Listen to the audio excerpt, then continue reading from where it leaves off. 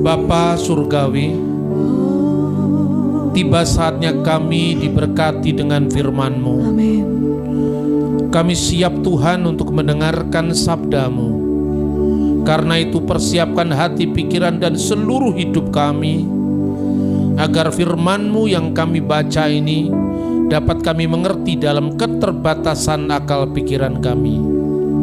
Terima kasih Bapa, bersabdalah, kami siap mendengarkan sabda Tuhan. Di dalam nama Yesus, haleluya, amin. Silakan duduk kembali. Shalom. Saudara-saudara, kita akan membaca firman Tuhan dari Injil Lukas pasal 1, mulai dari ayat yang ke-26 sampai dengan ayat yang ke-38. Demikian firman Tuhan, Lukas pasal 1 ayat 26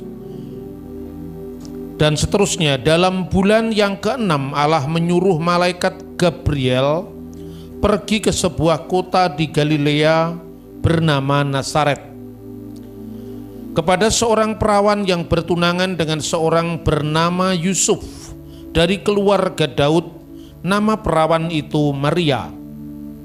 Ketika malaikat itu masuk ke rumah Maria, ia berkata, "Salam hai engkau yang dikaruniai Tuhan menyertai engkau."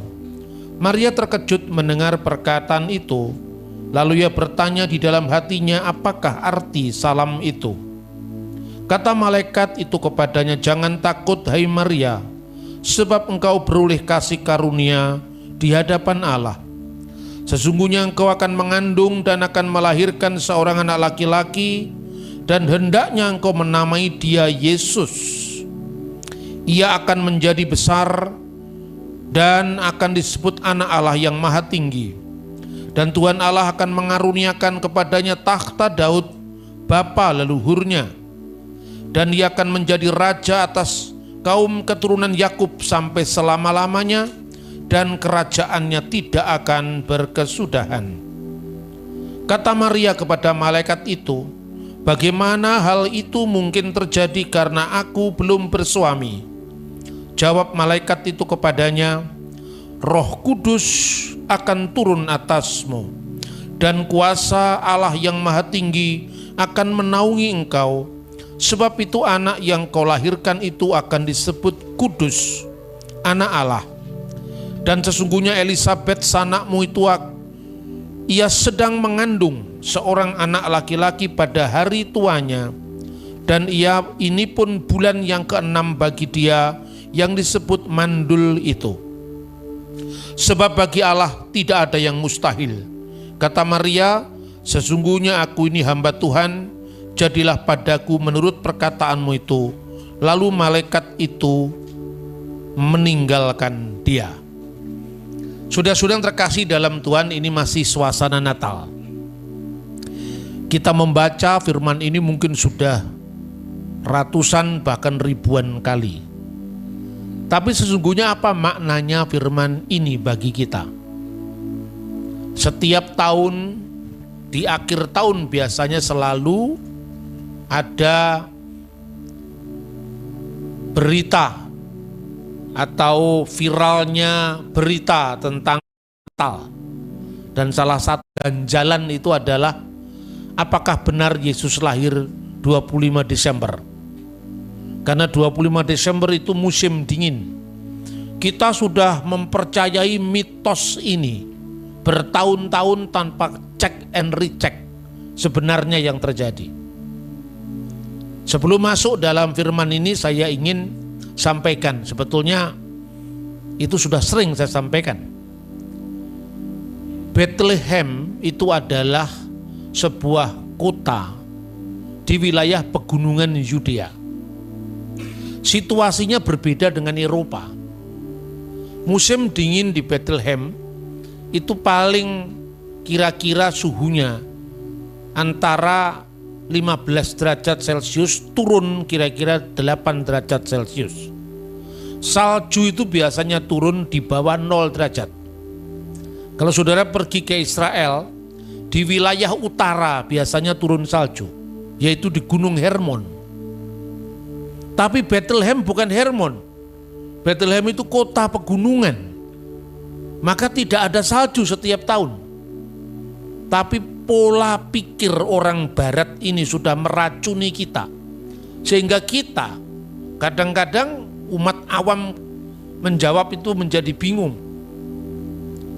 Dibayangkan salju, apalagi kalau pohon terang selalu ada kapasnya yang melambangkan salju. Itu kan gambarannya orang Eropa. Kalau orang Jawa menyambut Natal dengan kupat dan lepet juga boleh saja. Itu nilainya sama, karena sama-sama tidak benarnya. Ya toh? Masa Tuhan Yesus makan kupat? Itu sama yang terjadi orang Eropa, bukan Israel. Israel ya Israel. Kadang-kadang kita melihat Israel dengan suasana Eropa. Di situ ada gembala-gembala misalnya. Gembala-gembala menggembalakan dombanya di waktu malam. Lah masa malam musim dingin ada gembala yang menggembalakan dombanya? Dibayangkan lagi Eropa. Gak usah jauh-jauh, Anda ke Australia bulan Desember musim panas. Karena belahan bumi yang satu dengan yang lain itu berbeda. Padahal yang disebut padang gembala di situ, ini menurut analisis dari seorang ahli namanya Alfred Edersheim. Dia mengatakan begini, di Israel dia mendasarkan buku-buku orang Yahudi sendiri. Salah satunya itu namanya Traktat Sekalim 7 nomor 4. Itu orang Yahudi punya itu. Nah, Misnah sumber itu ditulis kira-kira abad kedua. Berarti kira-kira 100 tahun setelah peristiwa. Lalu orang mengatakan, ini kan berita setelah 100 tahun gak bisa dipercaya Pak. Lah lebih gak bisa dipercaya mana? Beritanya orang bule abad 19 atau berita orang Yahudi abad kedua? Kalau kita belajar sejarah baru tahu. Anda membaca sejarahnya Majapahit. Nah, saya itu ingin anak-anak kita yang muda-muda karena kadang tidak suka sejarah, akhirnya mendengar saya jadi suka sejarah. Itu gara-gara guru sejarahnya kurang pinter cerita. Makanya anak-anak sekolah itu kan gak suka sejarah, ngantuk kan. Karena yang disuruh menghafal itu angka-angka tahun. Diponegoro perang tahun 1825 sampai 1830 bosen. Padahal mestinya kalau kata Bung Karno, bukan abunya sejarah, tapi apinya sejarah yang harus kita pelajari. Api itu apa?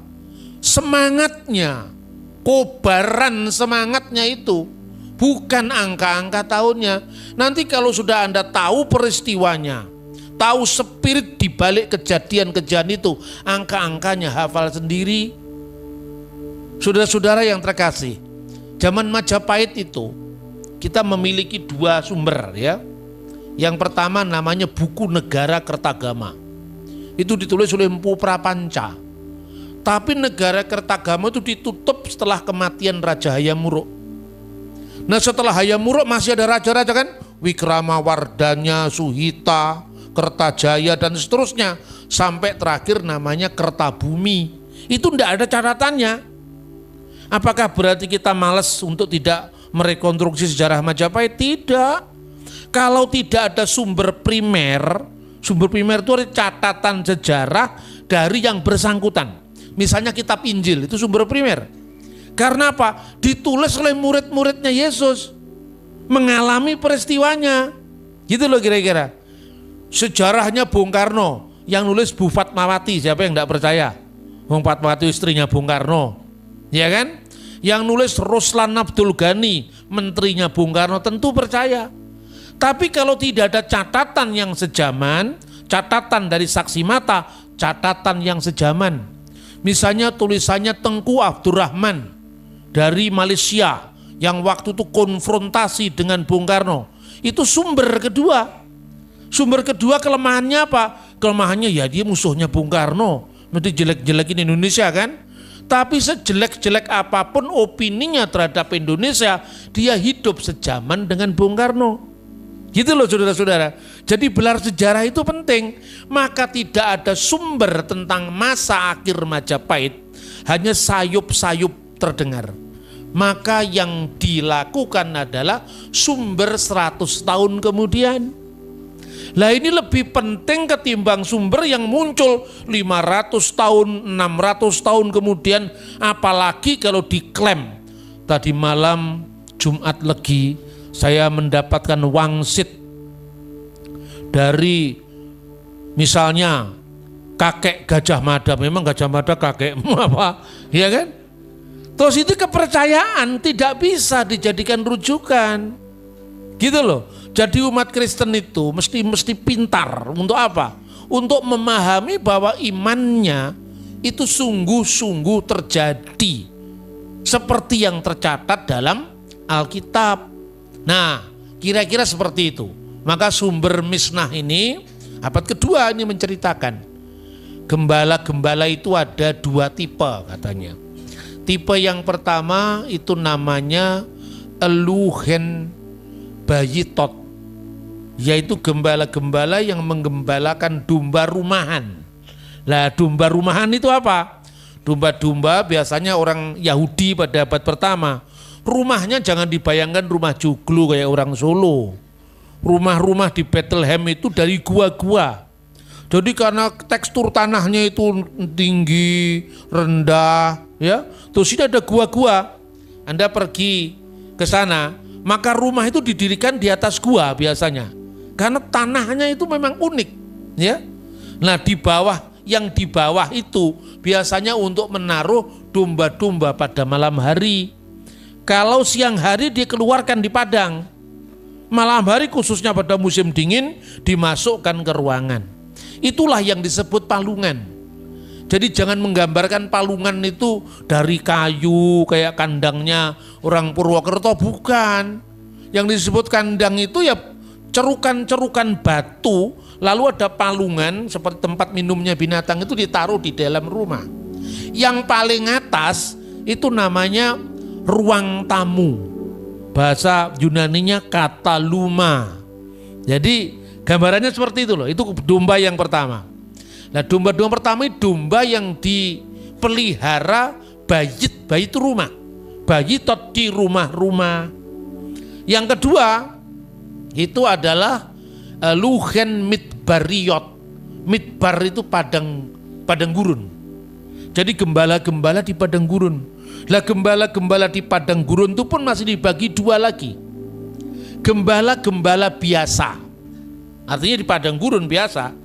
Pada musim semi, kira-kira kalau kita ini bulan Maret lah kira-kira ya. Maret atau awal April. Kalau bulan Ibraninya namanya Nisan. Itu dilepaskan di padang. Nanti kira-kira pada awal bulan Oktober, itu nama Ibraninya bulan Marcheswan. Itu ditarik ke dalam. Itu domba-domba biasa.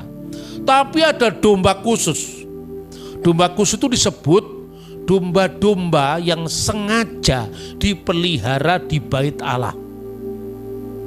Kenapa dipelihara di bait Allah? Untuk menyiapkan korban-korban persembahan di bait suci.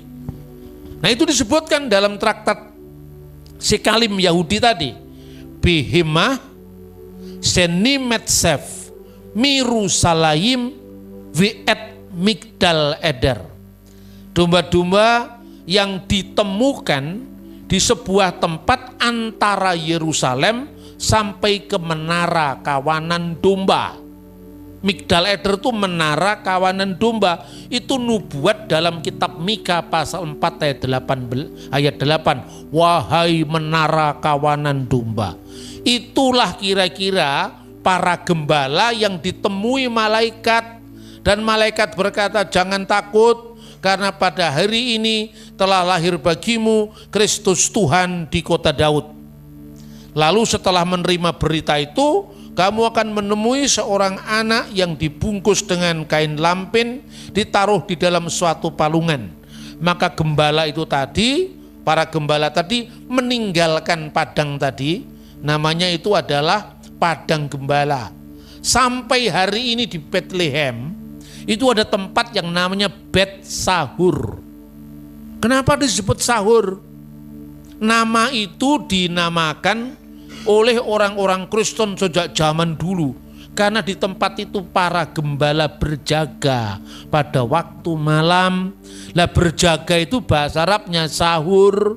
Maka kalau puasa Ramadan sahur itu kan. Itu Bet Sahur. Dari Bet Sahur menuju Bethlehem itu kira-kira 1,6 kilometer. 1000 langkah kalau ukuran zaman dulu datang ke Bethlehem menemui bayi Yesus. Sekarang paham kan? Jadi itu nggak usah ngomong Natal di salju kok ada itu bukan Eropa ini. Ini Timur Tengah, Timur Tengah itu beda dengan Eropa. Makanya lepaskan ketergantungan kita untuk mendengarkan orang yang bukan saksi sejarah. Dulu saya percaya itu loh. Saya kan orangnya enggak gampang percaya. Tapi sejak tahun 2000 saya koreksi pemahaman itu. Dan waktu itu saya selenggarakan seminar di Jakarta tahun 2000. Lalu saya undang tokoh-tokoh Islam maupun tokoh-tokoh Kristen. Saya masih ingat waktu itu yang hadir dari kalangan Kristen pendeta Dr. Eka Dharma Putra. Dari kalangan Islam yang hadir Profesor Dr. Komarudin Hidayat. Datang, mereka tertarik dengan tema itu. Bahkan Pak Eka Dharma Putra sempat nelpon saya mengatakan, apa benar Mas? Kan Natal itu kan kelahiran Dewa Matahari. Ternyata tidak benar Pak, saya bilang. Loh kok bisa orang itu gampang percaya itu loh. Kelahiran Dewa Matahari itu baru dirayakan, itu namanya titik balik musim dingin. Itu tahun 247 Masehi. Oleh kaisar namanya Aurelius. Tanggalnya pun bukan 25 Desember, tapi 3 Desember sampai 23 Desember. Bukan 25 Desember. Kemudian ketika ada kaisar yang dulunya Kristen kemudian balik ke agama pagan, menjiplak Natal ini dan diterapkan untuk Dewa Matahari yang tak terkalahkan, namanya Natalis Sol Invictus. Nah, kita percaya dengan Ensiklopedia Americana, Ensiklopedia Britannica seolah-olah itu benar, padahal itu 1000% salah. Saya ini bersyukur saudara-saudara. Tahun 98 saya sempat mengunjungi sebuah biara Kristen Ortodoks di Wadi El Natrun, Mesir. Ketika itu secara tidak sengaja ketika saya ke perpustakaan biara itu, saya menemukan sebuah buku kuno. Ya. Judulnya itu adalah Coptic Didascalia Apostolorum. Lalu buku itu saya copy, ya. Lalu kemudian saya bawa pulang, saya baca.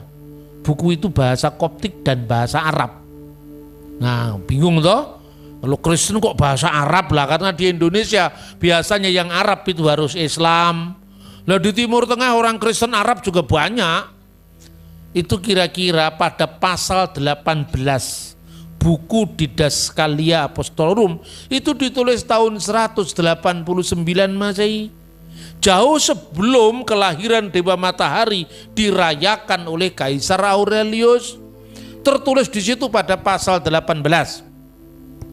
Ya ikhwatana, wahai saudara-saudara, saudara-saudara kami, tahfudu fi ayamil a'yad, tetapkanlah pada hari-hari perayaan Id milad Sayyidina Yesus Al-Masih, yaitu Natal dari Tuhan kita Yesus Kristus, wa kamaluhu, tepatnya fi kamsati wa isrin, pada tanggal 25 fi syahri tasyi'i lil Ibraniyin, pada bulan keempat Ibrani. Bulan keempat Ibrani itu 25 bulan Kislev, yang tepatnya kira-kira 25 Desember. Itu tahun 189. Anda percaya Ensiklopedia Americana buatan orang bule, atau Anda percaya dengan saksi mata yang di Timur Tengah? Ini akibatnya gereja kita ini tercabut dari akar sejarah. Makanya gampang digoncang. Setiap Natal, yang penting kan bukan tanggalnya, yang penting Yesus lahir di hati kita. Itu jawaban orang saleh tapi salah.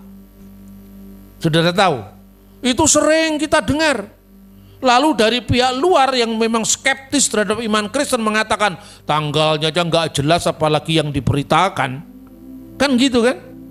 Makanya setiap tahun haram perayaan Natal. Itu bukan kelahiran Yesus yang lain katanya. Lah itu yang terjadi. Bahkan banyak orang yang meninggalkan iman Kristen gara-gara katanya iman Kristen tidak bernilai sejarah. Nah itu saudara-saudara dampaknya. Sebelum tahun 189, kira-kira tahun 126, itu Telesporus pertama di Roma sudah mengatakan setiap malam Natal, berarti 24 Desember, hendaklah kamu nyanyikan Lukas pasal 2 ayat 14. Gloria in excelsis Deo. Sampai hari ini lagu itu dinyanyikan. Dari tahun 126 Masehi sampai 2023.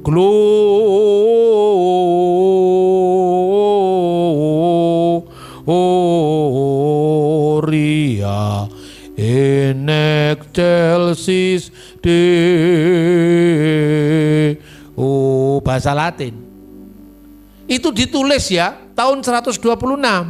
Lah waktu itu orang Roma itu, gereja barat kan, gereja itu ada gereja barat, gereja timur. Gereja barat itu bahasanya Latin. Lukas pasal 2 ayat 14 itu bunyinya lengkapnya dalam bahasa Latin. Gloria in excelsis Deo et intera pac hominibus puna voluntatis. Segala kemuliaan bagi Allah di tempat yang maha tinggi dan damai sejahtera bagi manusia yang berkenan kepadanya. Tahun 380 ya, ada seorang bapak gereja namanya Hieronymus. Hieronymus itu datang dari Italia ke Bethlehem, tinggal di dekat tempat kelahiran Yesus 36 tahun, gak main-main itu. Tinggal di dekat tempat Yesus dilahirkan itu. Lalu dia nulis apa? Menerjemahkan Alkitab. Karena Alkitab itu ditulis dalam bahasa Yunani aslinya ya, Perjanjian Lama dalam bahasa Ibrani, tapi terjemahan Latin ini sudah dianggap sudah lewat masanya, karena bahasa itu kan berkembang terus untuk menggambarkan supaya Anda paham ya. Bahasa Indonesia kira-kira tahun 60 sama enggak dengan bahasa Indonesia sekarang? Tidak sama. Surat kiriman daripada Petrus. Surat kiriman daripada. Terus kalau sekarang kata daripada itu apa artinya? Saya lebih tua daripada kamu, ya kan? Daripada sekarang pembanding. Kira-kira tahun 70 kita nyanyi. Apa itu misalnya? Yesus Allah kita heran dan besar, ya. Ayo tahu juga artinya heran apa? Pada waktu itu heran artinya dahsyat. Sekarang heran artinya apa? Gumun, bingung. Masa Gusti Allah kok gumunan? Lah kalau Anda pahami dengan bahasa sekarang kan beda. Nah contoh lagi. Selidiki, nyatakan segala perkara. Perkara waktu itu artinya hal. Sekarang perkara artinya apa? Kasus sekarang. Kasus, perkara perdata, perkara pidana. Bahasa itu bergeser. Itulah sebabnya Alkitab diterjemahkan, direvisi terjemahannya. Bukan Alkitabnya direvisi, bahasa aslinya tetap sama. Yang direvisi terjemahan, dan buku suci manapun di dunia ini ya selalu direvisi supaya orang gak salah paham dan berpaham salah. Misalnya dulu, berikanlah tumpangan sesamamu dengan percuma. Nah, kata percuma tahun 70-an itu hanya cuma-cuma. Sekarang apa percuma? Percuma ditolong. Bener enggak? Ada pergeseran makna, makanya Injil diterjemahkan dalam bahasa Latin yang baru, namanya adalah Vulgata. Nah, coba. Ini mirip sekolah teologi loh ini. Tapi kan cara membawanya kan ringan toh. Anda kan bisa paham. Jadi teologi itu bukan menakutkan. Ya, teologi itu bisa dihayati, Asalkan yang ngajar memang harus pinter cerita dan punya data. Ya saudara-saudara ya. Maka kemudian Santo Hieronymus atau Alkitis Hieronymus ini, bahasa Latin sekarang excelsis itu sudah ketinggalan. Sekarang diganti apa? Altissimis Deo. Maka ditulis Gloria in Altissimis Deo et intera pac hominibus buna voluntatis. Artinya sama, yang tinggi dan yang maha tinggi sebetulnya beda dikit, tapi artinya sama. Tapi kenapa nyanyiannya kok gak diganti? Kok tetap in excelsis Deo? Kenapa gak diganti in altissimis Deo? Karena ketukannya tambah satu, ngerti gak? Loh kalau ketukannya tambah satu kan susah. Itu kalau orang Jawa namanya guru wilangan. Lu enggak usah jauh-jauh, orang Jawa punya kok. Misalnya, kalau Megatro, ini yang sepuh-sepuh mesti tahu, apalagi orang Tegal ya. Ya, misalnya Megatro itu Sigromilir, Sang Getek, Sinonggo, Bajul 12 itu. Jatuhnya I dan O. Ya, Sigro Milir, orang Jawa mesti ngerti. Sang Getek si nunggu Bajul.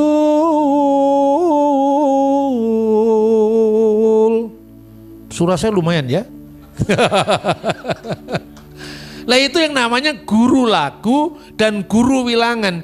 Jadi Alkitab itu mengandung seni, ya, termasuk seni puisi, prosa, mengandung fakta sejarah, karena akurat.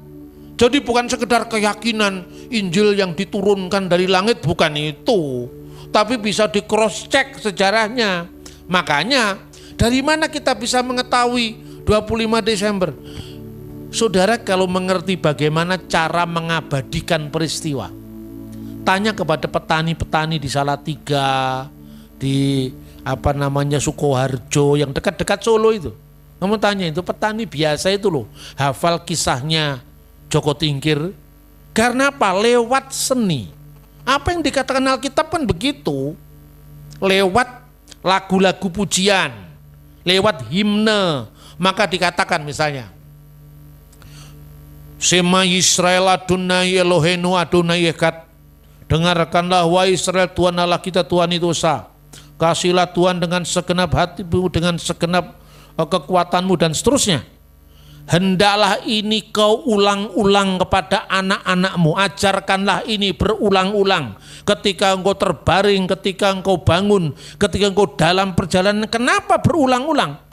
Karena supaya nancep di kita. Nah, cara pikir orang timur itu mengulang-ulang. Cara pikir orang barat itu ngerepek. Jadi kalau nggak ada bukunya nggak bisa ngomong. Kita secara tidak langsung dipengaruhi budaya kerpean ini. Makanya di sekolah orang sering ngerepek. Anak-anak itu tahu nggak? Karena apa? Karena penilaiannya berdasarkan apa? Berdasarkan itu tadi, bukan memori. Lah orang timur tuh pinternya di memori. Gitu loh saudara-saudara. Makanya puji-pujian itu penting. Karena lewat puji-pujian kita mengabadikan ajaran. Masa kalah sama orang Jawa dengan ceritanya si Gromilir tadi. Jadi saudara-saudara, Alkitab itu bisa dipertanggungjawabkan secara historis, apalagi secara iman. Kalau beritanya sudah jelas, ya pasti bener lah. Nah, contoh ayat 26 kita mulai. Saya kalau khotbah semua saya berikan kepada Anda, kalau waktunya ada. Siapa tahu itu menjadi bekal anak-anak kita, khususnya anak-anak muda ini.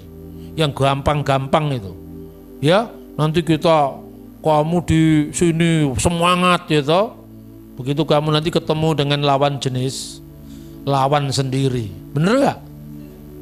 Kalau sudah main perasaan, logika kita mundur.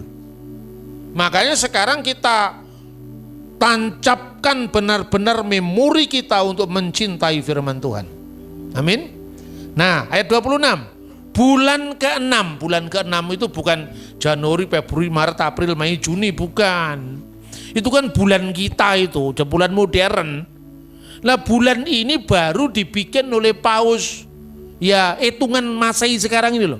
Dibuat oleh Paus dari Gereja Roma tahun 1582. Dan waktu itu bulan Oktobernya dipotong 11 hari.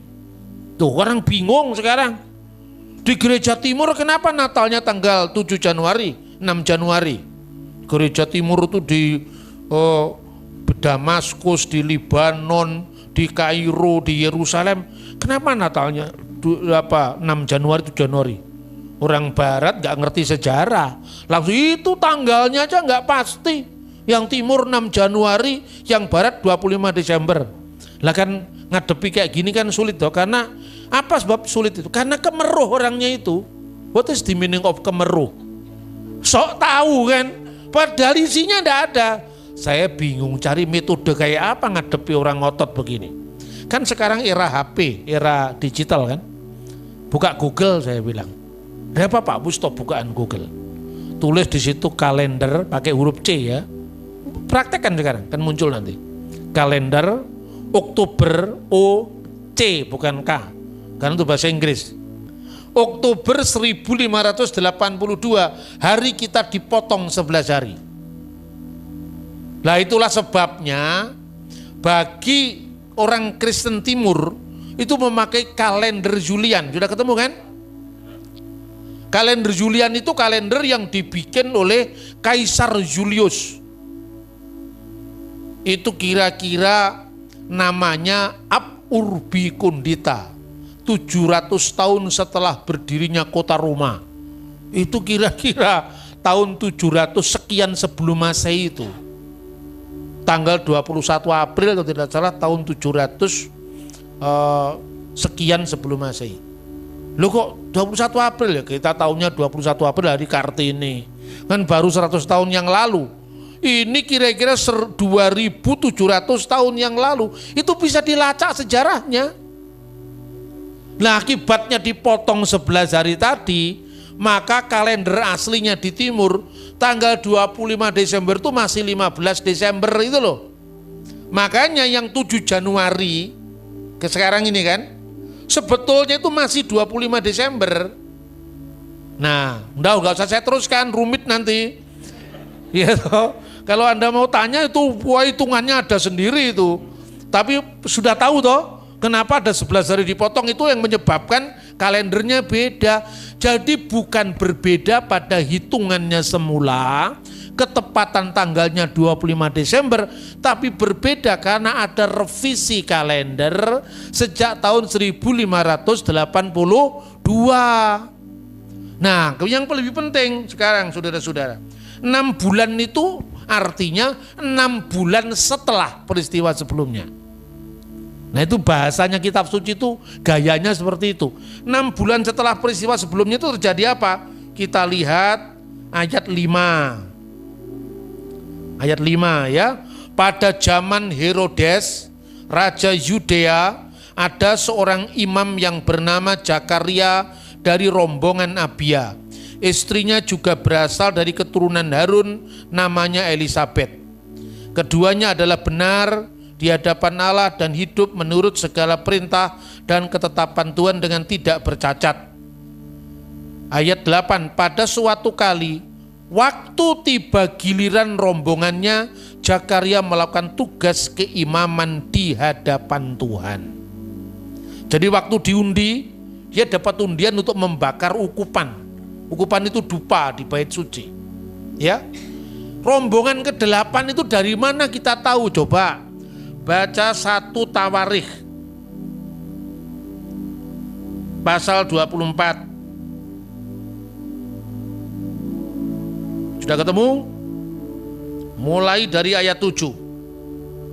Undian yang pertama jatuh pada Yoyarib, yang kedua pada Yedaya, yang ketiga pada Harim, yang keempat pada Seurim, yang kelima pada Malkia, yang keenam pada Miyamin, yang ketujuh pada Hakos, yang kedelapan pada Abia, dan seterusnya. Semua dari Alkitab. Lah rombongan Abia ini kalau menurut catatan sejarah, ya, giliran Zakaria diundi tadi, itu terjadinya pada perayaan Yom Kippur, perayaan Grafirat, perayaan penebusan dosa, ya, hari penebusan dosa. Itu tanggalnya atau bulannya bulan Ibrani namanya Tisri. Tisri itu sama kira-kira kalau bulan kita September. Ingat loh, Januari, Februari, Maret, April itu tanggalan modern itu. Zaman Alkitab tanggalannya ya tanggalan Ibrani.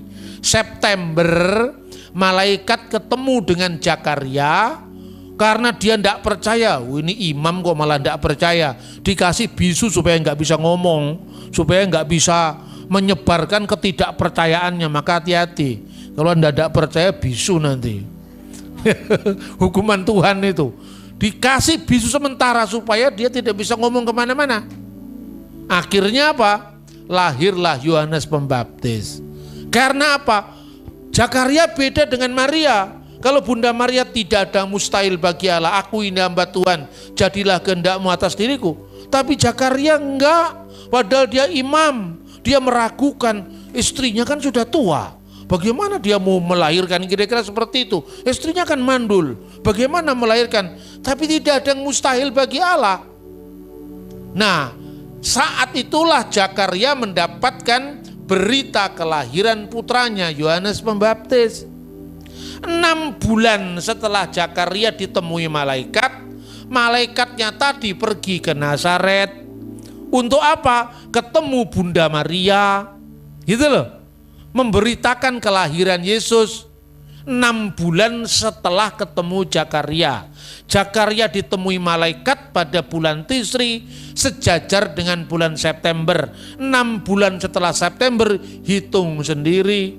Oktober, November, Desember, Januari, Februari, Maret. Jadi Maret itu malaikat ketemu dengan Maria. Berita Yesus dikandung oleh bundanya. Kandungan itu usianya berapa? 9 bulan. 9 bulan setelah Maret, April, Mei, Juni, Juli, Agustus, September, Oktober, November, Desember, gitu loh. Ada di Alkitab apa tidak? Ada. Oh, tidak ada di Alkitab. Yang kowe ra iso maca, ra iso ya aja mempengaruhi kancamu. Iya kan? Nah, sekarang jelas kan bahwa Yesus memang lahir di tanggal 25 Desember. Nggak usah percaya dengan bule.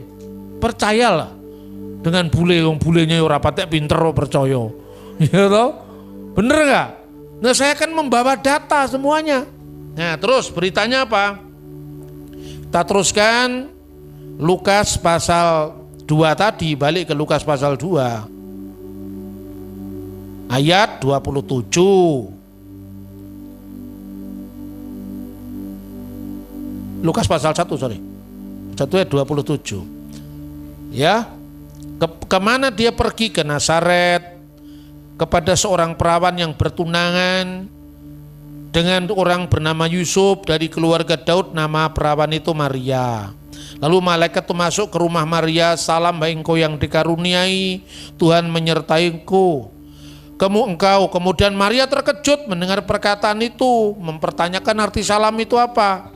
Jangan takut hai Maria, ayat 30. Sebab engkau beroleh kasih karunia di hadapan Allah. Kau akan mengandung dan akan melahirkan seorang anak laki-laki dan hendaklah kau namai dia Yesus. Nah, perhatikan. Yesus itu namanya siapa? Namanya anak laki-laki yang dilahirkan Maria. Jadi Yesus itu nama kemanusiaan, firman yang jadi manusia. Bukan nama Allah. Ngerti gak? Makanya jangan orang punya ajaran yang macam-macam. Allah Bapa itu ya Yesus itu. Lah Yesus itu jelas anaknya laki-laki, hendaklah engkau namakan Yesus. Jadi firman Allah yang adalah Allah. Firman itu Allah. Firman yang adalah Allah tadi turun ke dunia jadi manusia. Kemanusiaannya dinamakan Yesus. Gitu loh saudara-saudara. Jadi jelas ya. Jadi jangan bingung lagi. Yesus Tuhan kok mati? Lah itu kan bingung. Gusti Allah kok mati? Yang mati bukan Gusti Allah, yang mati kemanusiaan Yesus. Baca di 1 Petrus pasal 3:18. Dia yang dibunuh dalam keadaannya sebagai manusia. Jadi yang mati kemanusiaannya, berarti yang lahir juga kemanusiaannya. Maka dalam diri Yesus ada dwinatur, satu yang adalah dua. Dua itu apa? Sepenuhnya Allah dan sepenuhnya manusia.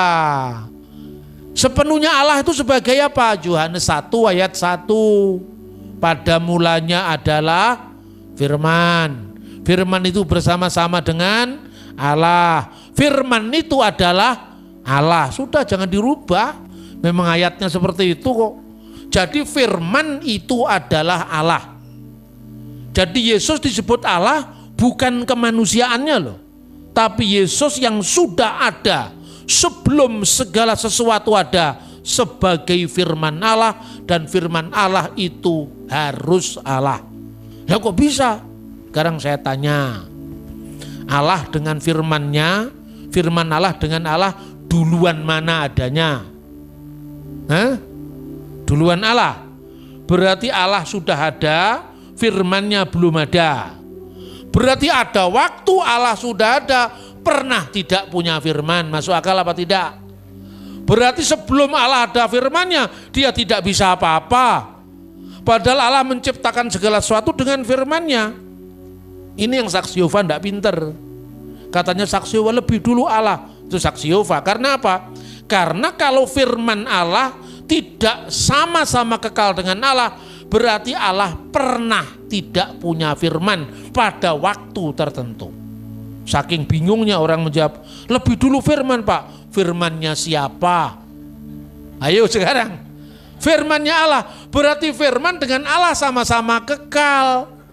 Tidak pernah ada dalam suatu waktu Allah pernah ada tanpa firmannya dan tanpa Roh Kudusnya. Sekarang saya balik bertanya, Allah dengan rohnya lebih dulu mana? Sama. Sebab kalau lebih dulu Allah, pernah ada Allah, rohnya belum ada, berarti pernah almarhum. Ayo cocok apa enggak?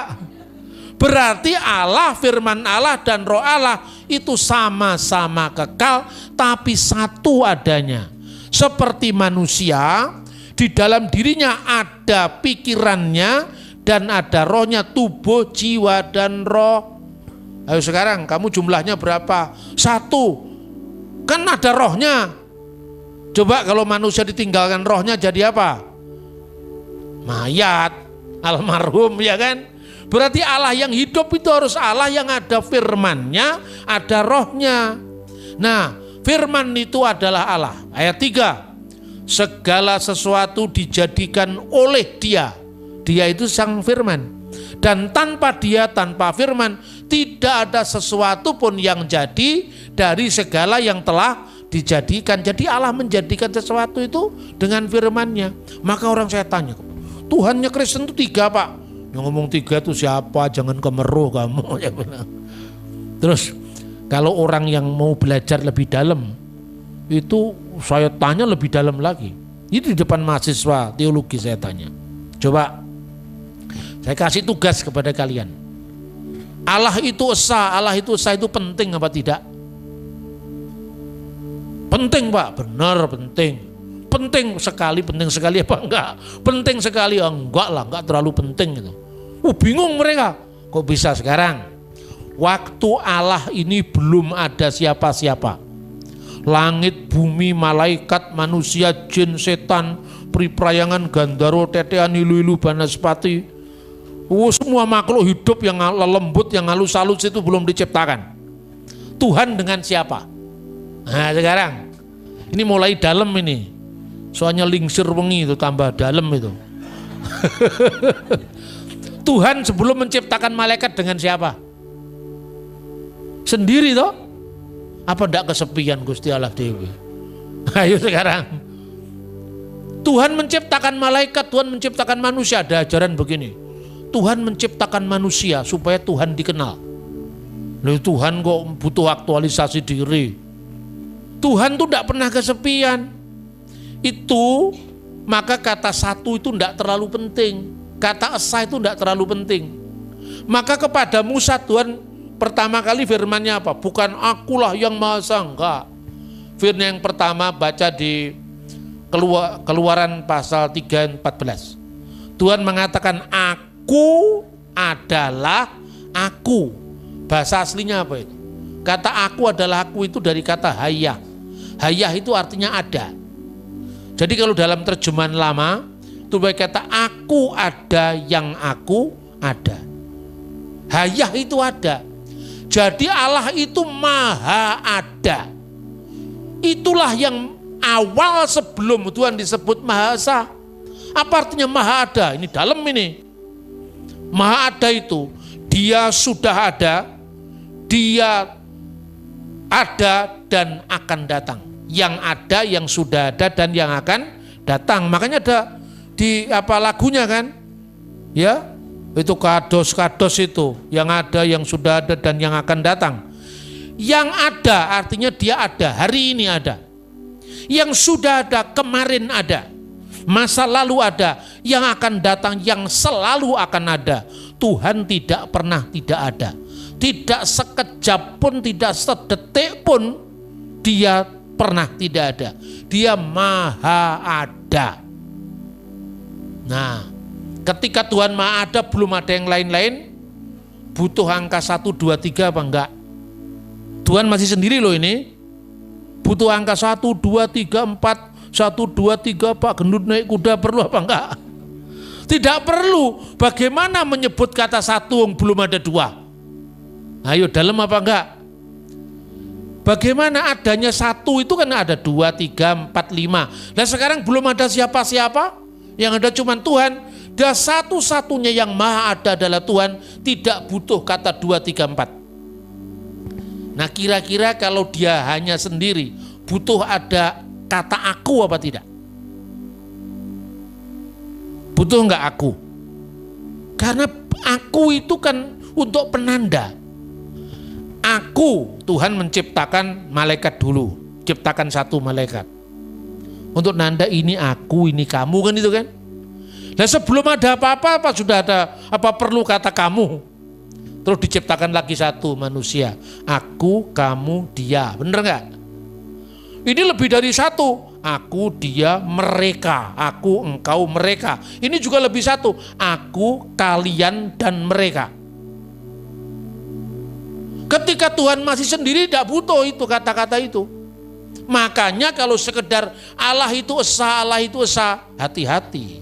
Iblis juga percaya itu. Coba baca di Yakobus pasal 2:19. Engkau percaya bahwa hanya ada 1 Allah saja. Apakah itu salah? Enggak. Itu baik. Tapi setan-setan pun juga percaya akan hal itu dan mereka gemetar. Jadi kalau sekedar Allah itu esa, setan ya wis seru mas kan biyen. Ya toh prestasimu apa hanya mengatakan Allah esa? Wong itu hanya hitungan. Nah, ketika kemudian terjadi ada manusia, ada malaikat, muncullah yang namanya komitmen. Makanya muncul, jangan ada ilah lain di hadapan hadiratku. Untuk membuktikan apa? Akulah Tuhan Allahmu yang membawa engkau keluar dari tanah Mesir, dari tempat perbudakan. Kamu saksikan, Tuhanlah yang telah berbuat untuk umat ini. Tuhanlah yang memerdekakan Israel dari penindasan. Tuhanlah yang menuntun Israel menuju ke tanah perjanjian. Kamu sebenarnya tidak mampu, tapi kamu dimampukan. Kamu sebenarnya tidak bisa, tapi kamu dibuat bisa. Itu karya Tuhan. Makanya, masa gitu kamu masih mau lupa sama saya? Ya toh? Akulah Tuhan Allahmu yang telah membawa engkau keluar dari tanah Mesir. Karena itu lahirlah komitmen. Jangan ada ilah lain di hadapan hadiratku. Makanya Allah disebut cemburu. Cemburu itu bukan karena Allah itu takut saingan, tidak. Kalau Tuhan takut saingan, masa Tuhan gak menang-menang? Ya toh?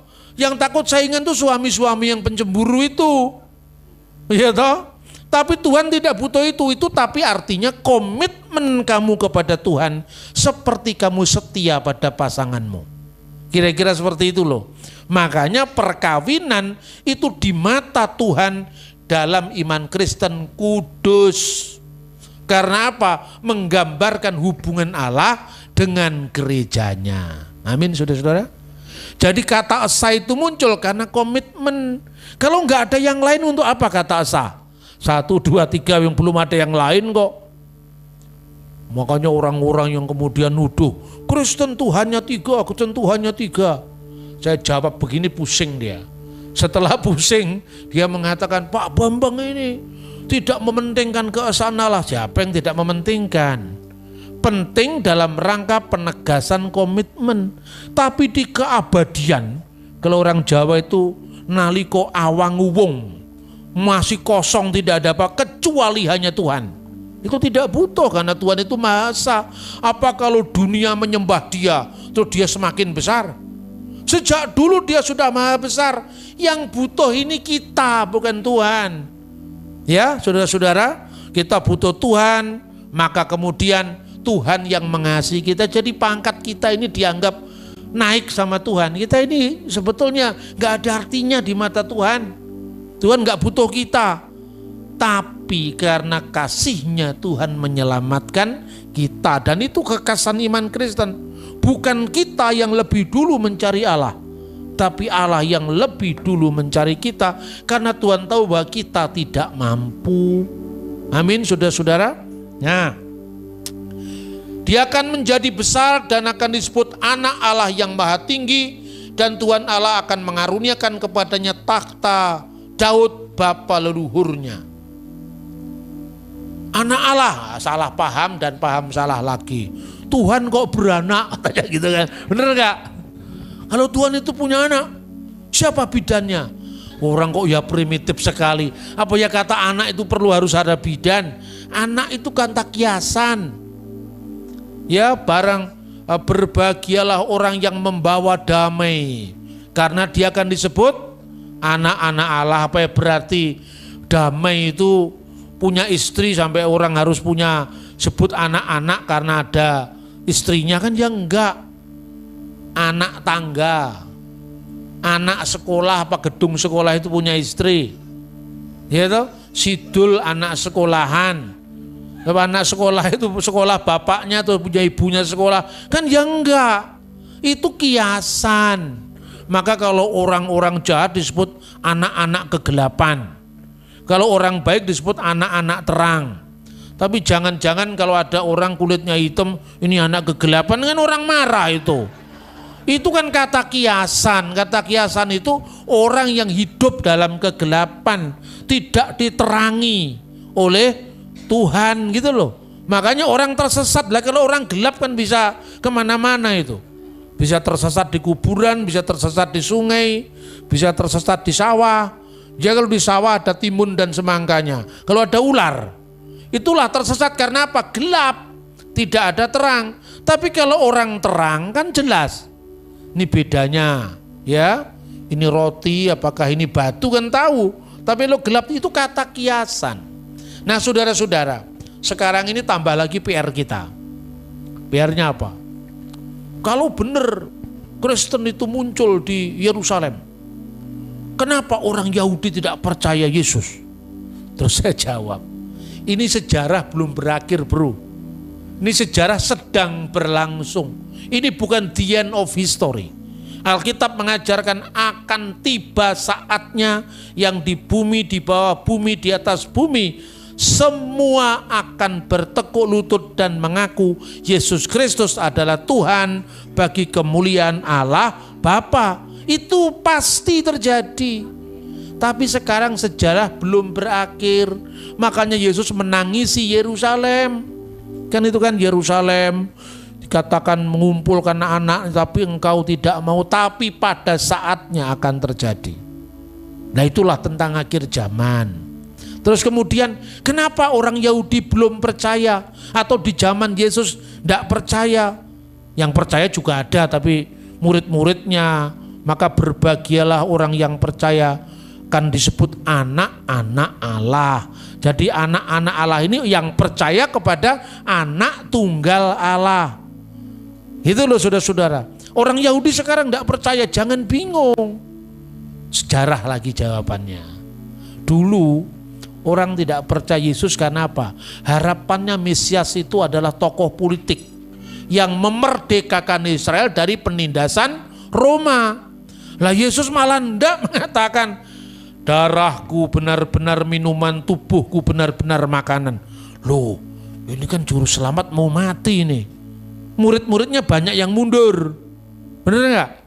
Bahkan ketika Yesus sudah bangkit, mereka, maukah engkau memulihkan kerajaan bagi Israel? Jadi yang dipikirkan itu adalah kerajaan politik. Makanya Yesus ditolak. Tapi Yesus menangisi Yerusalem. Sejarah harus berlangsung. Kamu lihat gedung yang megah ini, kata Yesus, ketika melihat bait suci yang luar biasa megahnya pada zaman itu, diarahkan mata murid-muridnya. Akan tiba saatnya tidak satu pun batu dibiarkan terletak di atas batu yang lain. Semua akan diratakan. Yesus mengatakan itu tahun 33 Masehi, di awal tahun. Karena pada bulan Nisan dia disalibkan. Ya kan? Itu terjadi 40 tahun setelah peristiwa itu kurang lebih. Benar-benar terjadi. Waktu itu, ini ngomong sejarah lagi. Orang Yahudi itu ada 3 sekte, 3 aliran. Yang pertama Saduki.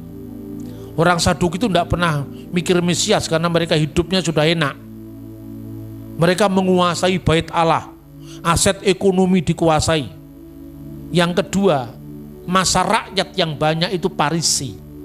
Makanya masa rakyat yang banyak itu disebut Amharet. Orang-orang Parisi yang kedua itu. Yang ketiga orang-orang Eseni. Ini korban politik dari orang Saduki. Lalu mereka mengasingkan diri, mendirikan komunitas di sekitar Gua Qumran, Laut Mati. Ajaibnya Tuhan pakai mereka. Ditemukannya Alkitab Perjanjian Lama dari kira-kira tahun 100 sebelum Masehi. Jadi kita punya Alkitab yang usianya 2150 tahun. Ayo siapa yang mengatakan Alkitab palsu? Mungkin dibukti sejarahnya 2000 tahun aja ada kok. Ayo sekarang. Ya toh? Itu orang Eseni. Ketika orang Parisi tidak puas dengan situasi mereka, mereka melahirkan kelompok baru yang sangat keras, namanya Zelot. Orang-orang Zelot ini yang memprakarsai pemberontakan terhadap Roma. Lalu mereka berontak, lalu muncullah perang Yahudi pertama. Mulai tahun 66 berakhir tahun 70 Masehi. Apa yang terjadi? Tanggal 9 bulan Ibrani Ab tahun 823 setelah berdirinya kota Roma. Tahunnya itu jelas catatannya. Sama dengan 5 Agustus tahun 7 Masehi. Kira-kira pada saat mereka sembahyang Minkah, kira-kira menjelang maghrib, asar itu ya, itu api memasuki ruangan kudus. Kemudian masuk ruangan kudus, bait Allah benar-benar hancur. Itu sore hari tanggal 5 Agustus tahun 70 Masehi. Persis dengan yang dinubuatkan Yesus. Tinggal tembok barat yang disebut dengan Kotel Ham-Ma'rifi, tembok barat. Orang Yahudi nangis-nangis di situ menyeratapi dosa-dosanya. Kenapa kehilangan bait Allah? Tetapi orang yang nonton dia, ini mereka meratap, makanya disebut tembok ratapan. Istilah tembok ratapan itu julukan oleh orang-orang bukan Yahudi yang nonton mereka meratap itu. Makanya orang Arab menyebut Haitun al-Mubaka, tembok ratapan. Tinggal itu, sudah habis harapannya. Lalu ada sebelum perang usai, ada seorang rabi. Rabi itu pemimpin agama Yahudi. Dia tahu ini gara-gara orang Zelot ini kita sebentar lagi kehilangan bait Allah, kita kehilangan harapan masa depan kita. Lalu diam-diam dia mengutus utusan untuk berdamai dengan Roma. Lalu diterima sama Roma. Apa mau kamu? Saya nyerah. Karena saya tahu ini akhir sejarah bangsa kami. Kami tidak punya lagi bait Allah. Karena itu, izinkan kami untuk pindah dari Yerusalem. Tapi izinkan kami untuk merinda masa depan kami bersama agama kami. Lalu Rabi Yohanan bin Zakkai itu diberikan tempat bersama para pengikutnya yang tersisa di sebuah kota yang namanya Yapne. Yapne itu dikenal dengan Yamnia, dekat Tel Aviv modern. Tinggal di sana mereka meneruskan agama Yahudi. Tapi agama Yahudi yang muncul di abad kedua setelah Bait Suci hancur beda dengan Yahudi yang sebelumnya. Bedanya di mana? Tidak ada lagi Yom Kippur dengan korban binatang. Ya toh? Yang ada hanya doa-doa yang dipusatkan di rumah ibadat yang namanya sinagoge. Paskah masih ada, tapi korban domba Paskah tidak ada lagi. Hanya doa-doa yang dipanjatkan. Karena tidak ada bait suci, korban tidak sah untuk dilakukan di sana. Setiap Paskah tiba, mereka selalu mengenang Yerusalem. Tahun 130 berontak lagi orang Yahudi ini. Itu yang namanya Perang Yahudi kedua. Kenapa saya ceritakan sejarah ini? Supaya Anda tahu sejarah kekristenan. Dan yang kekristenan yang kita hadapi ini kalau aliran Pentakosta dari tahun 2000-an, tahun 1900-an ketika terjadi penyuluran Roh Kudus di Azusa atau apa, Azusa Street. Tapi 19 abad yang lama tidak tahu sejarahnya. Akibatnya Yesus baru dilantik jadi Tuhan tahun 325. Da Vinci Code bingung. Karena kita ini terlalu aliran. Itu loh saudara-saudara. Makanya kita ini kembali ke pokok, kembali ke sumber. Kalau itu gereja pasti bersatu. Amin. Makanya saudara-saudara, Perang Yahudi kedua. Perang Yahudi kedua itu menang. Ini luar biasa. Kemenangan itulah selama hanya 4 tahun saja. Tahun 135 kembali Kaisar Hadrianus meluluh lantakkan Yerusalem. Nah, saat itu di mana posisi orang Kristen? Murid Yesus sendiri ada pengikutnya Selot loh. Namanya Simon orang Selot. Artinya pada masa Yesus sendiri menghadapi murid-muridnya yang ingin juga angkat senjata untuk melawan. Petrus sendiri ngiris itu, telinganya hamba imam besar. Artinya murid-muridnya itu kalau orang Ambon bilang kepala angin juga itu. Artinya apa? Karena itu kebutuhan mereka untuk mereka merdeka. Yesus katakan kemerdekaan yang sejati itu adalah kemerdekaan roh. Bukan sekedar kemerdekaan fisik. Kalau kemerdekaan fisik Indonesia juga bisa. 17 Agustusan itu. Iya toh? Setiap negara punya yang namanya kemerdekaan fisik. Tapi kemerdekaan rohani itu selama-lamanya dan itu kekal. Ya. Maka kemudian yang kedua ini orang Kristen mundur. Tidak mau lagi ikut-ikutan dalam harapan bangsanya. Kenapa? Karena kemenangan itu dirayakan luar biasa. Dan seorang rabi yang cukup senior saat itu namanya Rabi Akiba menganggap bahwa Simon Bar Kokhba, pemimpin pemberontakan yang menang itu, diangkat jadi Mesias Israel. Makanya orang-orang Kristen mundur. Kalau untuk yang satu ini ya sudah, kita sayonara, selamat jalan. Kita berpisah. Orang Kristen meninggalkan Yerusalem, pergi ke salah satu kota yang namanya termasuk kota-kota Dekapolis, 10 kota Romawi, secara tepatnya di kota Pella di Yordania. Maka perhatikan sekarang, Kristen itu punya liturgi atau nyanyian-nyanyian Yunani, punya nyanyian-nyanyian Latin, Gloria in excelsis Deo, kalau Yunani Kyrie eleison, pula nyanyian-nyanyian Aramaik, Maranatha, Marana, Yesus Mesiha, tapi tidak ada bahasa Ibraninya.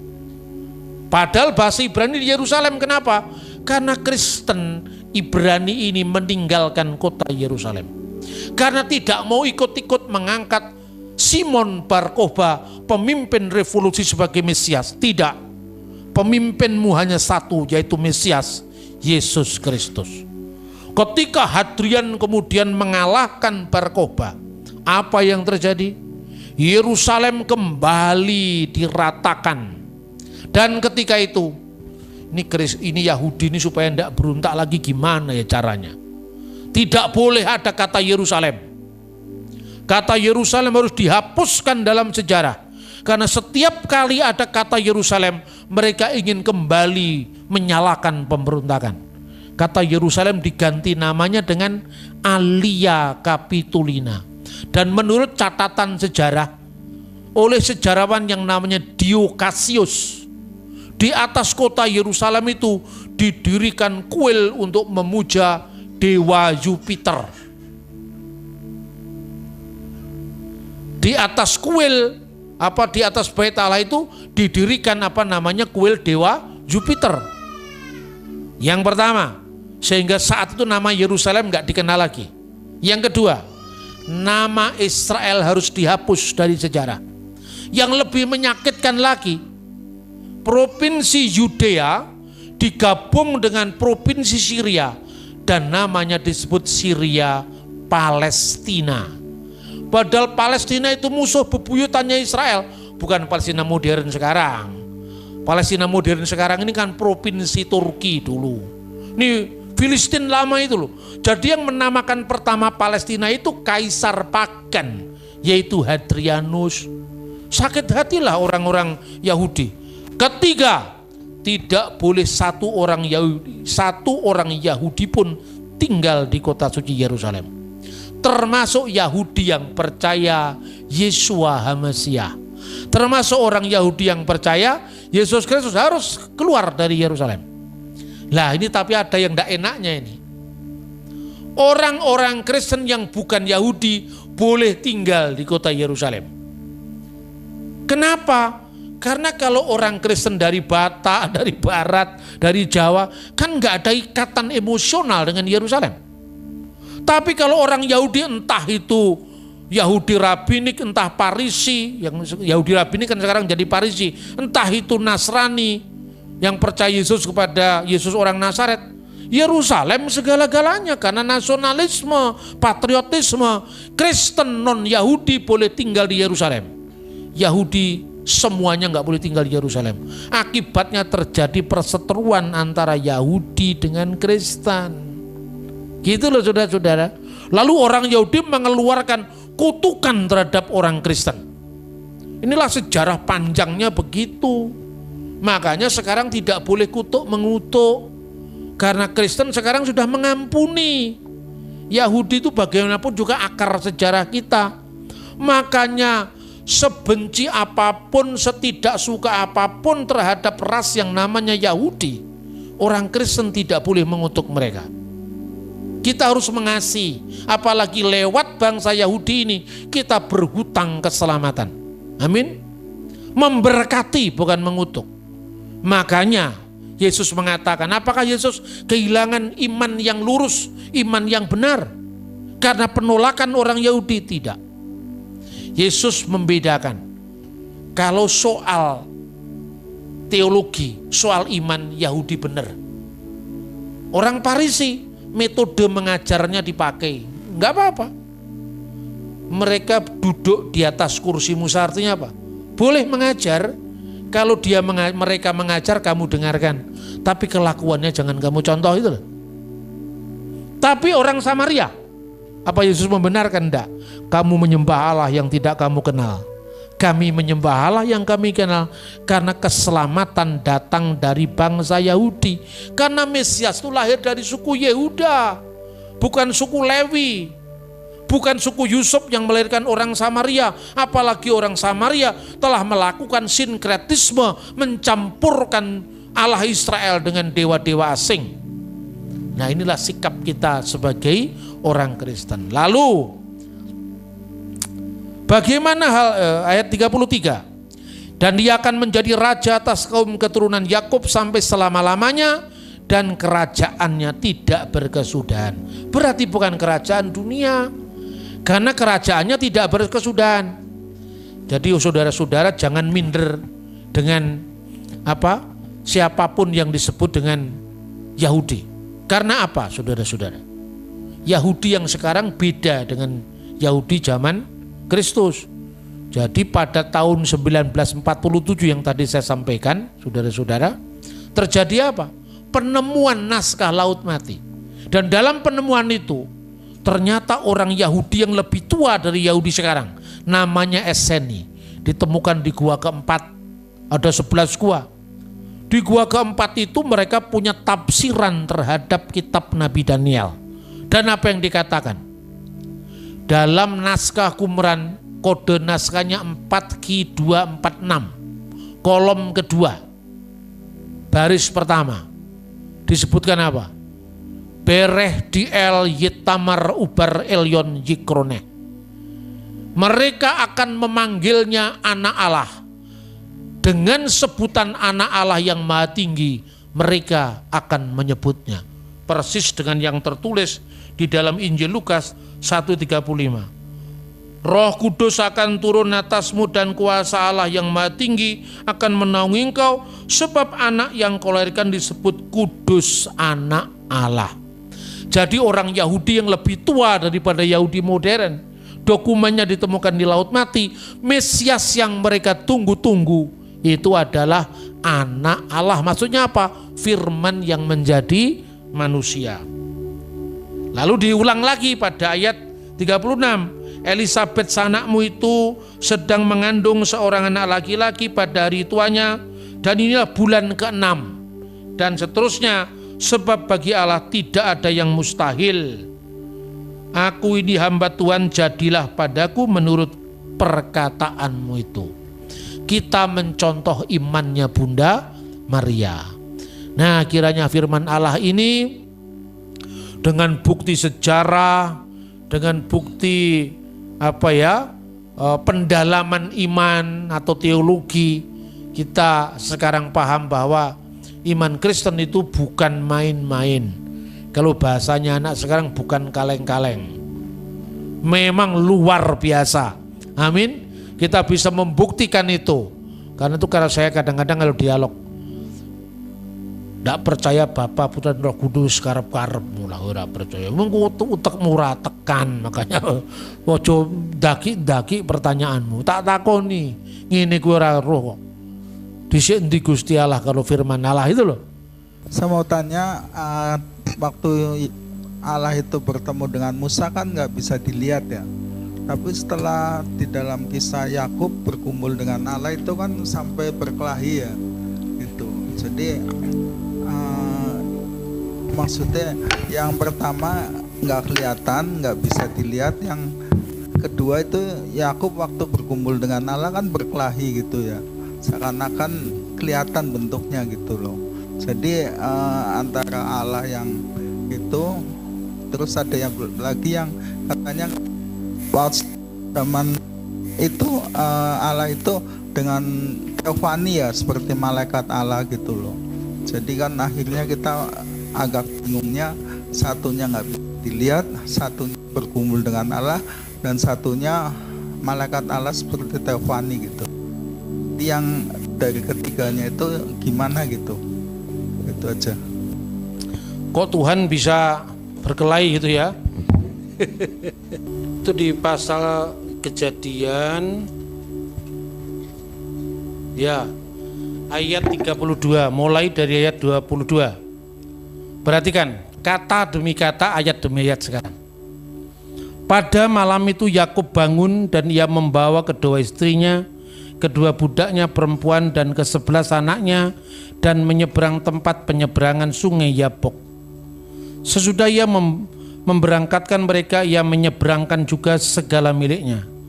Lalu tinggallah Yakub seorang diri, dan seorang laki-laki bergulat dengan dia sampai fajar menyingsing. Yang bergulat bukan Allah, tapi seorang laki-laki. Bahasa aslinya Hais, seorang laki-laki. Ketika orang itu kembali lagi, seorang laki-laki itu bahwa ia tidak dapat mengalahkannya, ia memukul sendi pangkal paha Yakub sehingga sendi pangkal paha itu terpelecok. Dan ketika ia bergulat dengan orang itu, bukan bergulat dengan Allah, bergulat dengan orang itu, lalu berkatalah orang itu, biarkanlah aku pergi karena fajar telah menyingsing. Saud Yakub, aku tidak akan membiarkan kau pergi jika engkau tidak memberkati aku. Berkatalah orang itu kepadanya, siapakah namamu? Saudnya Yakub. Lalu kata orang itu, selalu dikatakan is itu laki-laki. Kalau bahasa Ibrani is itu laki-laki, Isah itu perempuan. Jadi is orang itu. Namamu tidak lagi disebutkan Yakub, tapi Israel, sebab engkau telah bergumul melawan Allah dan manusia dan engkau menang. Di akhir daripada pergulatan Yakub dengan laki-laki itu, bergumul dengan Allah dan manusia. Jadi ini yang benar disebut teofani, penampakan ilahi. Jadi yang datang Tuhan itu berteofani lewat apa? Lewat angin sepoi juga bisa, lewat malaikat juga bisa, malaikat dalam wujud manusia juga bisa. Tapi Allah tetap bisa tidak dilihat dalam wujud kekalnya. Tapi teofani itu menggambarkan karena Tuhan yang ada, yang sudah ada, yang akan seterusnya ada tadi tidak dibatasi ruang, tidak dibatasi oleh waktu. Makanya supaya dia dikenal manusia, dia menguji manusia lewat apa yang bisa dilihat manusia. Itu kira-kira jawaban orang Yahudi, jawaban Kristen, mulai dari rabi-rabi Yahudi sampai Martin Luther sampai Calvin sama. Ini yang disebut teofani. Contohnya, Roh Kudus turun dalam bentuk lidah-lidah api. Pertanyaannya, apakah lidah api itu Roh Kudus? Nah nanti kalau lidah api Roh Kudus, ada rumah kebakaran, Roh Kudus membakar rumah kan gitu, ya kan? Tapi Anda percaya bahwa Roh Kudus turun dalam bentuk lidah-lidah api? Api yang khusus itu, bukan setiap api itu ada Roh Kudus, ada Roh Kudus. Dan nanti kan susah kalau begitu. Roh Kudus turun dalam bentuk burung merpati. Apakah burung merpati itu Roh Kudus? Ayo sekarang. Tapi simbol kehadiran Roh Kudus. Lah kalau Roh Allah bisa turun dalam bentuk lidah-lidah api, dalam bentuk merpati, apalagi dalam bentuk manusia. Lah inilah yang bergulat dengan Yakub, bentuk manusianya itu apa namanya? Penjelmaan dari malaikat dalam bentuk manusia. Nah, kemudian kok memberkati ya? Karena dia membawa nama Tuhan, utusan Tuhan. Maka di dalam Alkitab yang lain itu disebutkan malaikat yang bertemu dengan Yakub itu. Nah, kemudian saudara-saudara, namanya disebut tidak lagi Yakub tapi Israel, yang bergumul dengan Allah dan manusia. Jadi bergumul dengan Allah itu artinya situasi-situasi yang dia menangkan ketika dia melawan ketakutan karena dikejar-kejar kakaknya. Konteksnya kan gitu. Dia ketakutan karena sendiri, bayangan-bayangan akan masa depan yang suram, bayangan akan keterancaman dirinya, itu mengganggu dia. Apa yang terjadi ketika kita melakukan itu? Kita bisa kehilangan iman. Kita bergumul, Tuhan ini ada apa enggak? Tuhan ini benar apa enggak? Masa Tuhan meninggalkan saya? Antara iman enggak beriman, antara meninggalkan Tuhan dan tetap ikut Tuhan apapun kejadiannya, inilah bergulat dengan Allah. Bergulat di dalam rohaninya. Apakah Tuhan itu hadir? Sebaiknya saya tinggalkan dia saja. Makanya kata ada untuk Tuhan itu bermakna dua. Ada secara eksistensial, ada dalam keberadaannya yang kekal. Maka aku ada yang aku ada. Tetapi ada yang kedua, kalau engkau mengakui keberadaannya, dia hadir padamu. Kalau kamu tidak mengakui, dia tidak ada bagi kamu. Paham yang saya maksud? Nah itulah, maka kata yang diterjemahkan, dia akan menjadi Allahmu. Itu bahasa aslinya, dia akan ada bagimu. Diterjemahkan akan menjadi Allahmu. Karena apa? Karena kalau kita mengundang Tuhan, dia hadir. Ada dalam hidup kita. Tapi kalau dia menolak, ya dia tidak hadir. Itulah bergumul dengan Allah. Tapi bergumul dengan manusia yang kelihatan tadi. Yang kelihatan secara fisik tadi. Hais orang itu, laki-laki itu pergumulan. Tapi akhirnya Yakub memenangkan. Fisiknya dia ditandai di kena sendi pangkal pahanya. Maka sampai hari ini orang Yahudi tidak boleh makan daging di sendi pangkal paha. Kalau Anda Batak boleh. Karena ini hukum bagi orang Yahudi. Kadang-kadang kita ini lebih Yahudi ketimbang Yahudi. Ya kan? Hukum Yahudi itu ada 3. Ini mumpung pertanyaannya berkaitan ya. Itu Anda bisa membaca di Ulangan pasal 6 ayat 20. Kita bisa baca aja Ulangan pasal 6 ayat 20. Ya. Apa menjadi apa namanya hukum Yahudi? Apabila di kemudian hari anakmu bertanya kepadamu, apakah peringatan, ketetapan, peraturan? Peringatan, ketetapan, peraturan itu yang diperintahkan kepadamu oleh Tuhan Allah kita. Jadi ada peringatan, ketentuan, peraturan. Ini bahasa Ibraninya edot, hukim, dan mispatim. Maka teks bahasa aslinya VH edot, VH hukim, VH mispatim, Siwah Adonai Elohika etchem. Bahasa aslinya. Saya nggak kerpek loh, nggak ada loh bahasa aslinya. Hafal sendiri. Artinya apa? Yang pertama peringatan. Ini untuk Israel. Contohnya peringatan itu, Sabat itu peringatan.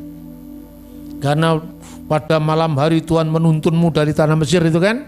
Kedua, jangan makan daging di pangkal paha, sendi pangkal paha, memperingati kegigihan Yakub. Jadi artinya apa?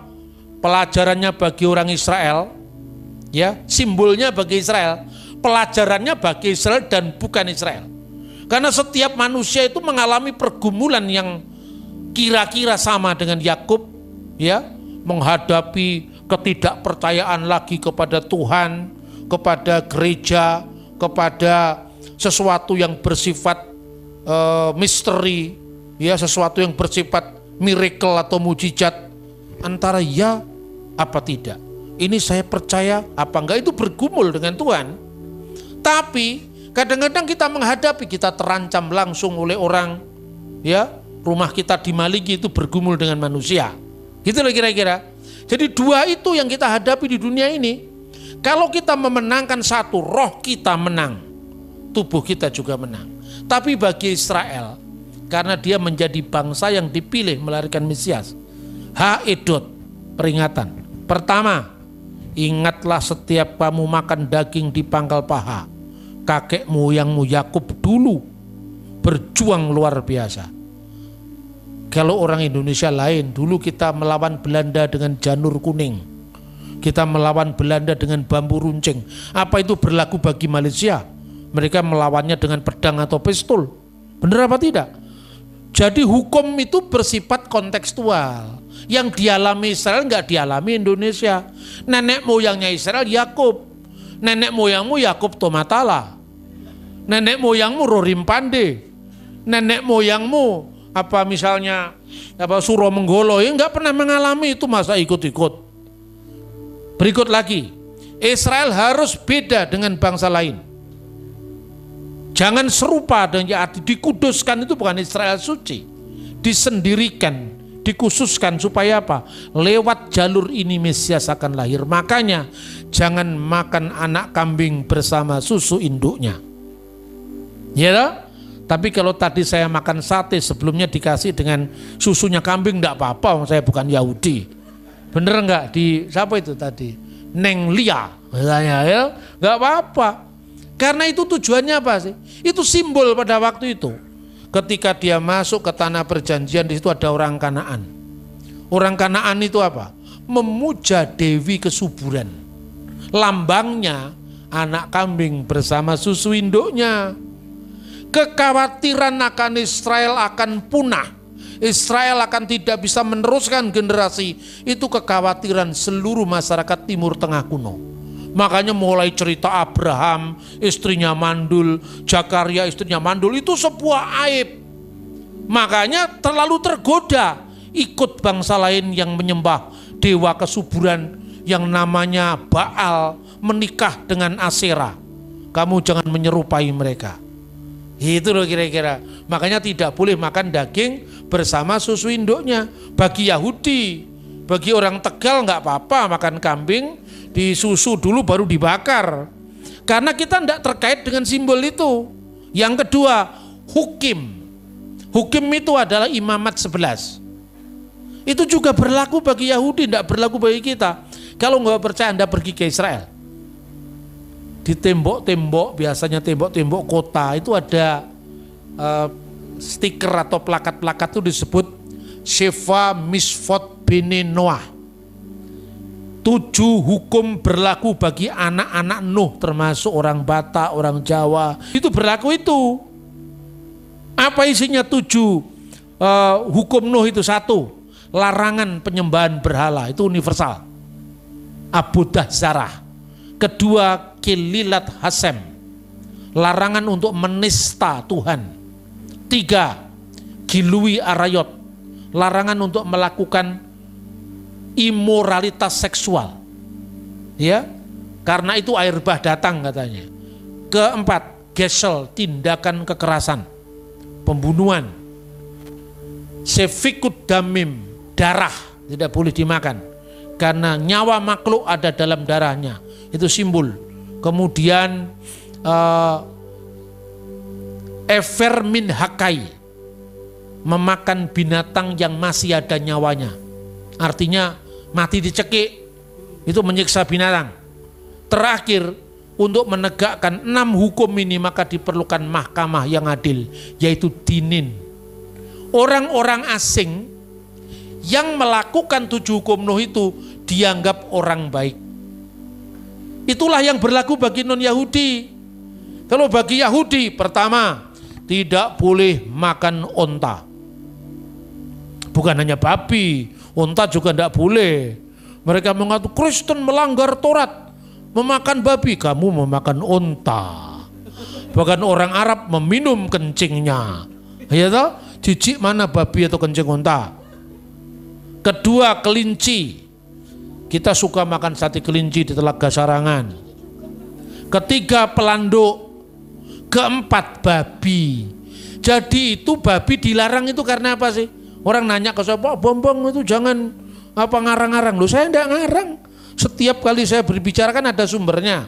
Coba contohnya ya. Contohnya silakan dibaca Kisah Rasul.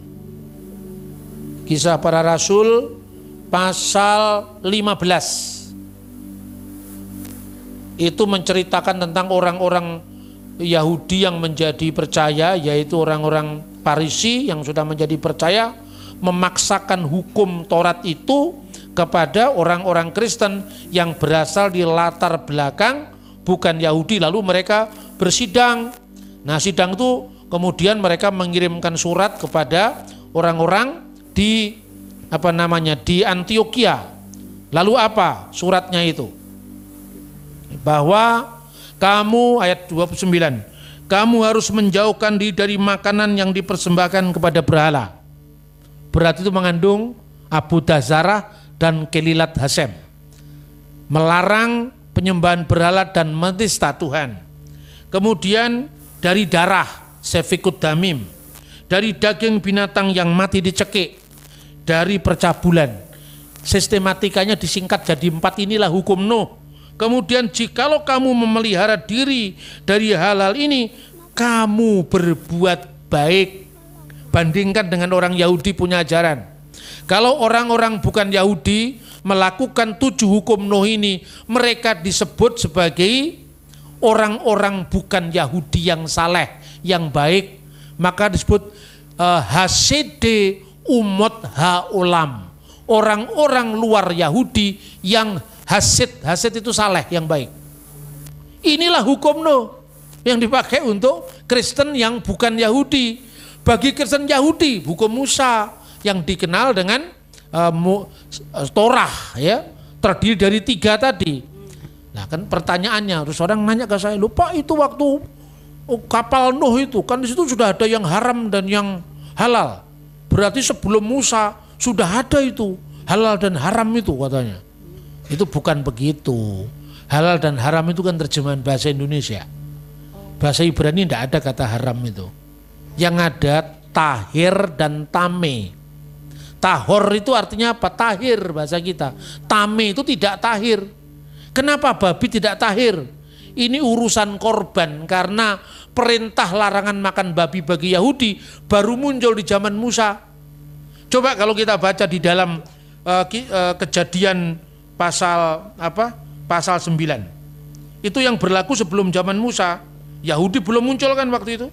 Apa yang dilakukan? Allah memberkati Nuh, beranak cuculah, dan kemudian ayat 6. Ayat sebelumnya. Ayat 3, segala yang bergerak, yang hidup, yang akan menjadi makananmu, aku telah memberikan semuanya itu kepadamu, seperti juga tumbuh-tumbuhan hijau. Hanya daging yang ada nyawanya, yakni darahnya, janganlah kamu makan. Ini hukum Nuh ini. Tidak ada babi kan di sini. Bahkan Abraham memberi tamunya apa? Daging lembu bersama dade. Dade itu artinya apa? Bukan darah, itu kan dide. Susu. Lah itu kan bertentangan dengan Keluaran pasal 23:19. Jangan makan anak kambing bersama susu induknya. Lah Abraham menyajikan dengan susu. Abraham melanggar Taurat. Nah, Taurat belum ada kok. Memang belum berlaku. Lah pertanyaannya, kenapa di dalam perahu Nuh itu sudah ada yang tahir dan yang tahor dan tame. Tahir bahasa Arab, tahor bahasa Ibrani. Kenapa? Karena tidak memenuhi syarat korban. Kenapa tidak memenuhi syarat korban? Ya kita baca di kitab Kejadian pasal 4. Ya. Tentang persembahan Kain dan Habel. Mulai ayat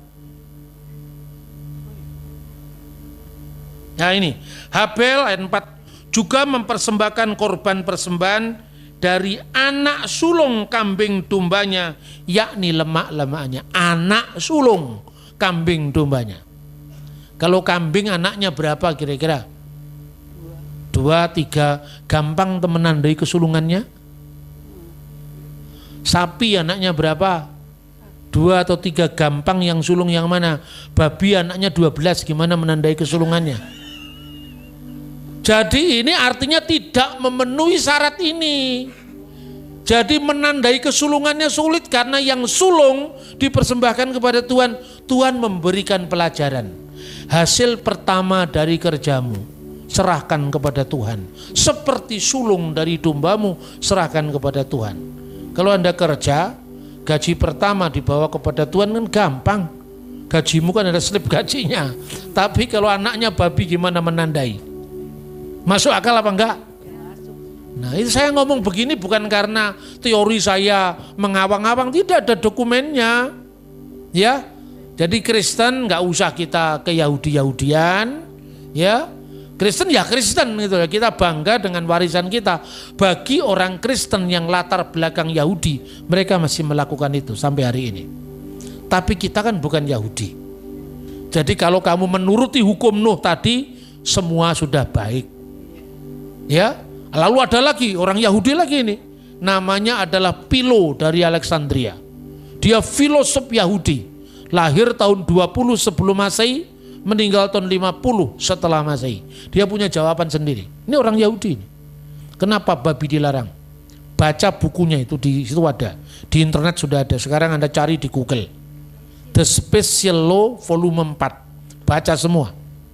Kenapa babi dilarang? Kata Philo, orang Yahudi ini, karena babi adalah binatang yang paling lezat di seluruh muka bumi bagi yang memakannya. Tapi bagi saya tetap kambing yang paling lezat. Ya toh? Bayangkan itu, orang Israel itu disuruh meninggalkan tanah Mesir ke tanah perjanjian, apa yang mereka pikirkan? Masih Orde Lama. Dia membayangkan kuali berisi daging, itu mencegah sampai keluaran ke tanah Mesir di padang gurun selama 40 tahun. Padahal ada jalan yang pintas. Tuhan ingin membersihkan bangsa Israel dari ketidakpercayaan. Makanya sampai 40 tahun. Salah satu halangannya kuali yang berisi daging yang lezat. Kalau daging sapi saja begitu enaknya, apalagi daging babi. Itu kata Pilo, bukan kata saya. Oke? Jadi Tuhan memberkati kita. Shalom ya. Semoga apa yang saya sampaikan ini bisa memperlengkapi iman percaya kita, meneguhkannya, dan semakin setia mengiring Tuhan Yesus Kristus. Nah, Tuhan memberkati kita. Amin. Kita berdoa. Kami naikkan syukur kepadamu Bapa Surgawi, Allah yang kekal, yang kami panggil dalam nama Tuhan Yesus Kristus. Terima kasih untuk firman-Mu, terima kasih untuk urapan dari Tuhan yang sudah mengantarkan kepada kami pengajaran yang benar sesuai dengan kebenaran firman-Mu. Terima kasih Bapa, kami bersyukur dan mengucap semua firman-Mu itu adalah benar dan kami ingin memperkatakannya kepada setiap orang yang bertemu dengan kami, terlebih mereka yang menyalahpahami iman kami. Pakai setiap kami untuk menjadi pewarta-pewarta sabda-Mu. Dalam nama Tuhan Yesus kami berdoa dan mengucap syukur. Haleluya, semua yang diberkati firman Tuhan kita ucapkan amin.